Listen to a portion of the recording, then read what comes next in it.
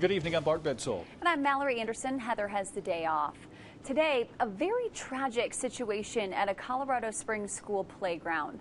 Crime scene tape lined the playground at Giberson Elementary this morning. Colorado Springs police say an 18-year-old man died by suicide overnight outside of the school. There is no denying the issue of suicide is difficult to talk about. We normally do not report on individual suicides, but the very public nature of this latest tragedy is evidence of the larger mental health crisis, which we believe is too important to ignore. The Pikes Peak Suicide Prevention Group says it is now seeing more patients who are struggling than ever before.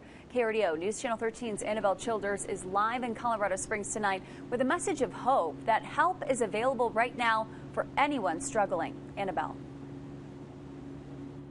Bart, Mallory, there are people here in El Paso County that are ready to help if you are struggling. Since the onset of the COVID pandemic, the number of deaths by suicide has remained steady, but local suicide prevention organizations here say they're also seeing a growing number of people that are struggling with their mental health.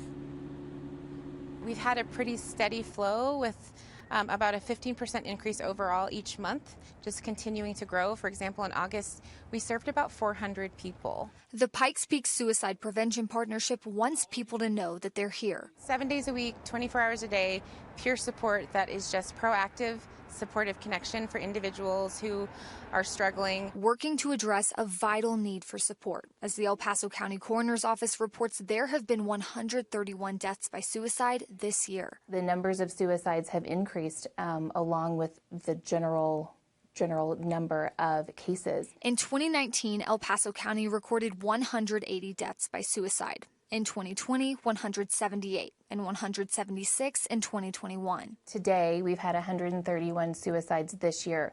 When we look at last year, year-to-date 2021, we had 126. But those numbers don't include the individuals who enter Walton's office, members of a growing population that's struggling with suicidal thoughts. It's indicative of high need in our community, affecting people who may seem like they don't need help. What I know is that I have been surprised multiple times, asking because it's part of my routine, and being told, yes, I am having thoughts of suicide. And so it's better to be safe than sorry. And if you or someone you love is struggling with suicidal thoughts, we want to let you know that the Pikes Peak Suicide Prevention Partnership is a free and available resource. We've also listed additional resources on our website right now at krdo.com. Reporting live in Colorado Springs, Annabelle Childers, KRDO, News Channel 13. Annabelle, thank you. We also want to remind everyone there is help available 24 hours a day. All you have to do is call or text the number 988 and you'll be connected with a crisis counselor who can help you when you aren't feeling your best.